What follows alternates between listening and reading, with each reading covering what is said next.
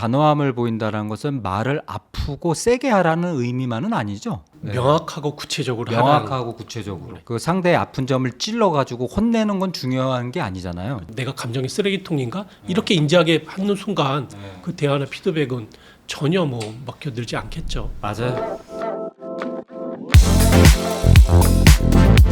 자, 읽어주는 블로그 두 번째 시간 원어원이 가르치지 말고 상대도 얘기할 수 있고 그런 거 하는데 그래도 잘못된 거를 잡아줘야 되는 경우는 있지 않아요? 일단 어떻게 생각하세요?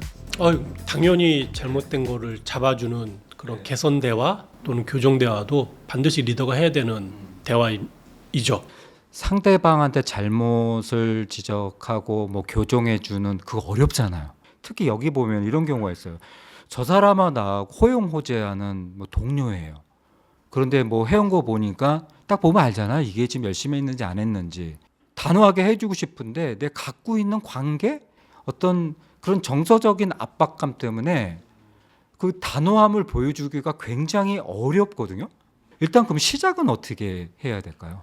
나는 되게 유연하고 부드러운 사람이니까 나는 단호해서는 안 돼. 나는 단호함이 없어.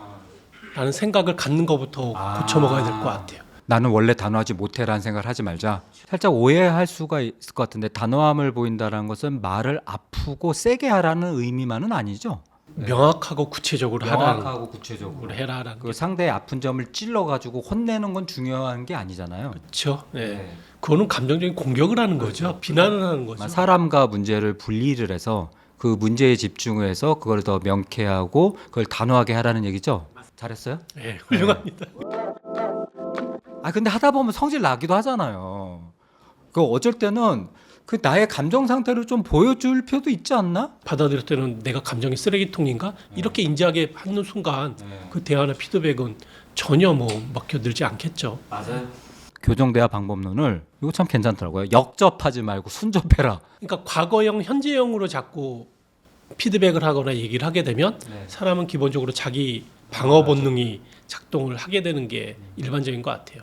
그러다 보니 앞으로 미래 관점에서 왜 이런 식으로 일을 했어? 왜 이렇게 결과물을 갖고 왔어가 아니라 어떻게 하면 좀 더 결과물을 넣게 할 수 있을까? 개선할 수 있을까? 라는 측면을 바꿔서 좀 얘기를 하면 훨씬 더 수용성이 높아질 수 있다는 측면인 거죠. 그러니까 역접을 들으면 너 이렇게 잘했어. 그러나 하면은 칭찬하고 따기 때리는 것 같아요. 말 그대로 까는 거죠. 네. 그런데 그거 잘했어. 근데 거기다가 이런 거 좀 해보면 좋겠어라고 이게 순접이라는 거잖아요. 사실 이게 리더가 마음 수련이 좀 돼야 돼.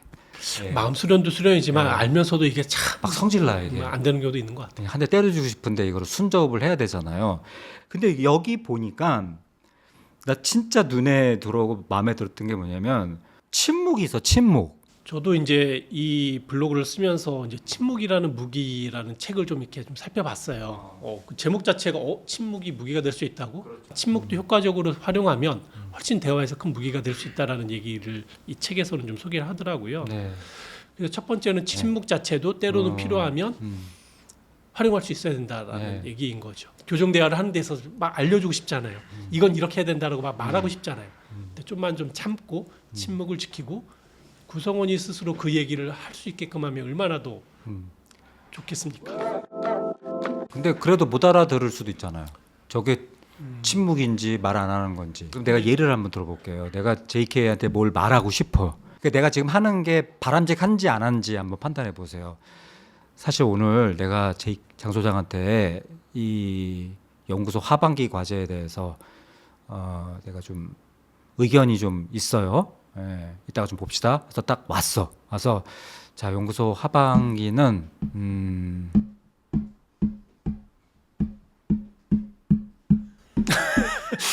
지금 침묵을 하시는 거예요.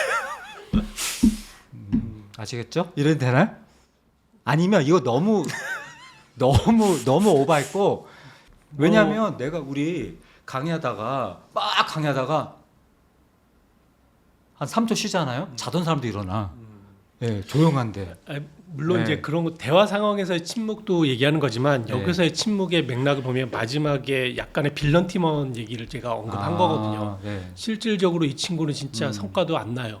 조직에서의 관계적인 측면도 되게 막 문제를 일으키는 사람이에요. 네. 뭔가 팀장 입장에서 말 그대로 실제 자르고 싶어요. 맞습니다. 예. 뭐 다른 팀으로 전보 보내고 싶어요. 할 수만 있다면 막 뭐 퇴사시키고 싶어요.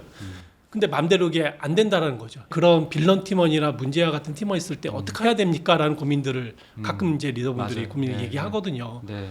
뭐 자를 수도 없고 예를 들면 네. 이런 말을 입에 달고 사는 리더도 있잖아요. 네. 그랬을 때 방법 중에 하나로 침묵도 무기가 될 수 있다는 오케이. 얘기를 하고 싶은 거였죠. 아유, 내비두는 거예요. 그 자체가 어느 정도 또 무형적인 신호를 주는 거니까. 그게 좀 안 해보고 기다려보고 침묵해보는 것도 방법인 것 같아요. 마지막에 보면은 맞춤형 대화 처방전이라는 말이 저한테 좀 눈에 확 들어왔습니다. 한 분 한 분에 맞는 맞춤형 대화 처방전이면 내가 만약 10명 있으면 10명 하나하나를 처방전을 다 달려야 되나요? 크게 세 가지로 제가 네. 블로그에서 좀 제시를 한 것 같아요. 첫 네. 번째는 이제 업무 대화할 때는 좀 더 좀 명확함을 좀 가지면 좋겠다라는 생각이고요. 명확하게. 두 번째는 이제 성장 대화, 그분의 어떤 커리어와 관련된 대화할 때는 성장 대화. 좀 더 따뜻함을 갖고 좀 개인적인 관심이나 진정한 관심을 가지면서 그 친구가 뭘 잘하고 뭘 못하고 어떤 부분에 동기부여가 되고 뭐 업무에 영향을 주는 개인적인 이슈는 뭐가 있는지 이런 좀 따뜻함을 갖고 들여다보는 게 필요할 것 같고요. 말 그대로 이제 교정 대화할 때는 네. 특히나 개선 대화할 때는 말 그대로 단호함이 필요한 거죠. 네. 명확하게 기준이나 절차나 이것에 따라서 이러이러한 부분들은 충분하게 가이드를 해줄 거 해주고 피드백할 건 해주고 예. 이런 것에 대한 그래서 크게 세 가지로 명확함, 따뜻함, 단호함 단호함. 요 세 가지에 대한 예. 스타일의 표지를 좀 갖고 쓸 수 있으면 오케이. 좋겠다라고. 마지막에 사소한 거 몇 가지. 단호함을 나누는 대화는 좀 분위기 다른 곳에 가서 할까요? 그런 그러니까요. 환경을 바꾸면 또 되게 도움이 되는 것 같아요. 오늘은 난 단호다. 예. 단호함을 오히려 가질 때는 좀 공식적인 회의 테이블이 좀 넓은 공간, 말의 표현이나 이런 것도 되게 공식적인 공식적으로? 용어나 워딩을 써주는 게 좋고요. 존댓말 반말하 가급적이면 했다도 존댓말로 쓰고. 예. 그리고 다음 시간에는 어떤 리더로서 가져야 할 가치, 뭐 신념 이런 것뿐만 아니라 아주 실용적인 부분들을 일상에서 지킬 수 있는 스킬 수준으로 내려서 계속 한번 노력을 해보자고요. 체력이 될 때까지 하겠습니다. 네, 감사합니다. 네, 감사합니다.